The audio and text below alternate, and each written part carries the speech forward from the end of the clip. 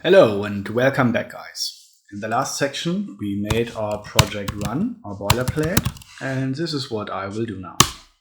I will type npm run start into my command line and check what localhost brings us. Welcome to this course. So this is where we ended in the last section. So let's have a look now what we will do here, what we have here in our project. So I'm using, as I said, the Visual Studio Code, and I want to navigate a little bit through this project. When you typed the command npm run start, you executed a script from the package.json. You can consider the package.json as the brain of your application from the script point.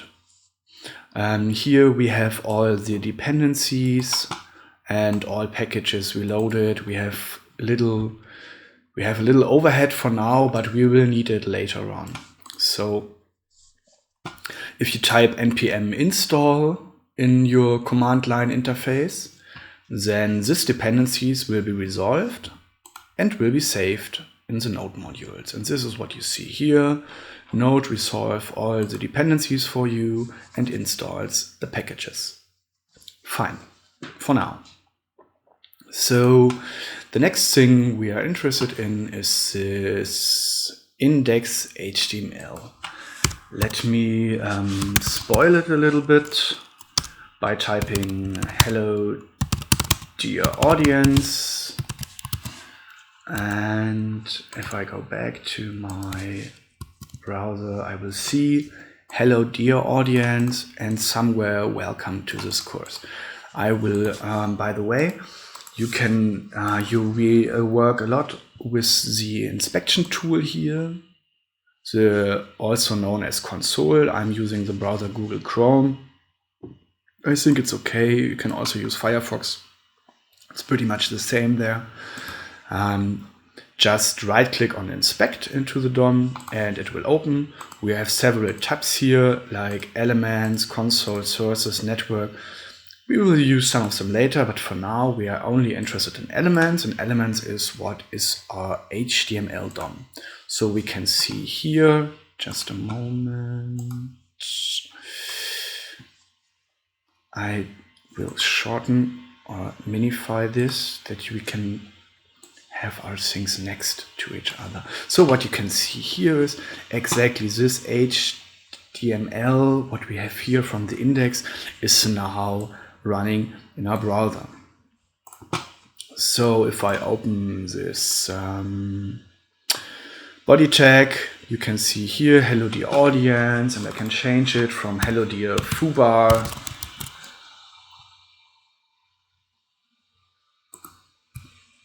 And after reload, we can see hello dear foobar. So this is given there.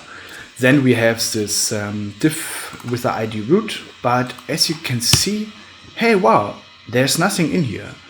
So where does this text appear from? Because if I open this here, you can see here, this is pretty much empty, this root. And as you can see here, there's a div, welcome to this course. And how this works is the declarative rendering process. We have this bundle.js that fills it here. But let's cover it in the code editor. So in the code editor, I will remove this p tag here because we don't need it anymore. And I also, and now I will go to source index.js. And as we can see here, we have this welcome to this course, and I will enhance it now. My dear audience. So, and now if I reload, you have welcome to this course, my dear audience. I removed the p tags, so it's not there. But as you saw, this interesting thing is that modifying this JavaScript here in this HTML-like style brought us the output we had. So, okay. The next thing I want to check with you is, so we have a console error here. This is because there is no style CSS. Let's implement it pretty fast. As you can see, we are refused to apply a style from localhost, style CSS, and it's not supported. So let's check in our code. No, we don't have it here for now. So I want you to create a new folder called style. And in this folder, please apply a new file called style CSS. And here, for let's say, we style the body tag with a color of H5, A2, A2, for example. Or, I've forgotten something. Background is A2, A5, A2. So, semicolon, don't miss it. If I should reload now, yeah. As we can see, my body took the color now. I also can check it here in the console. So the background is there. And if we see for the network, but not for the JavaScript, but for all files, we see there is my style CSS and we see applied background color. Let's change the background color only for proof of concept. Let's say, for example, I'm a little bit lazy now. Let's say yellow for yellow and reload, and we can see it's yellow, it's applied. So,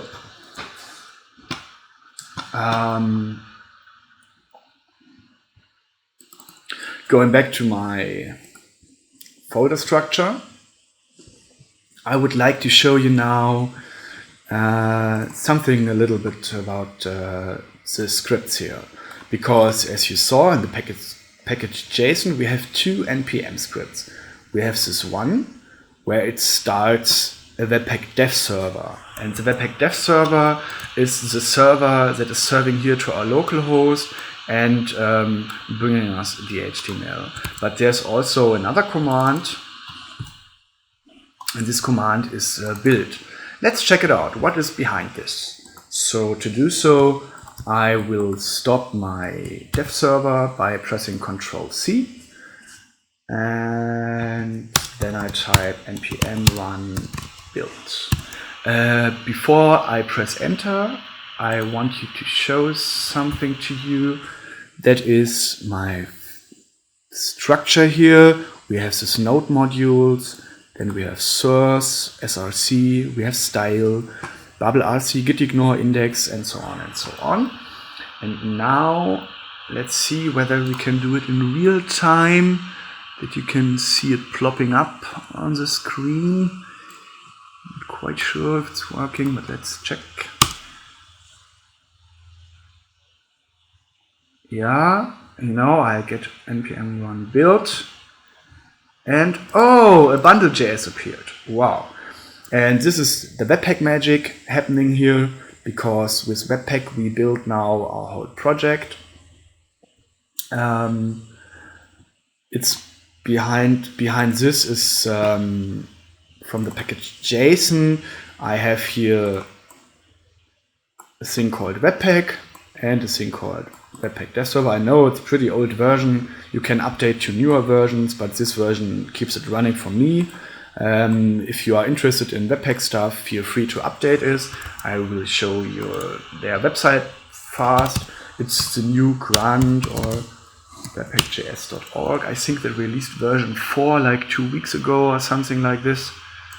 It's pretty interesting. They have a lot of trainings there. It's very good to know how it is working.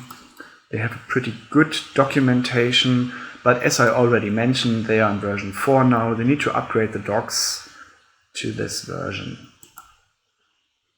But I'm using this old boilerplate because it's working fine for now. So where did we start? Right, in this webpack here is configured by, as the name is saying, by this webpack config JS part. And as you can see, it's mostly some kind of configuration, but there's one thing we see, and this is this bundle.js. So if you go for, if you rename this, you find your file under a different version. Let's try it out. Let's give it a try, okay?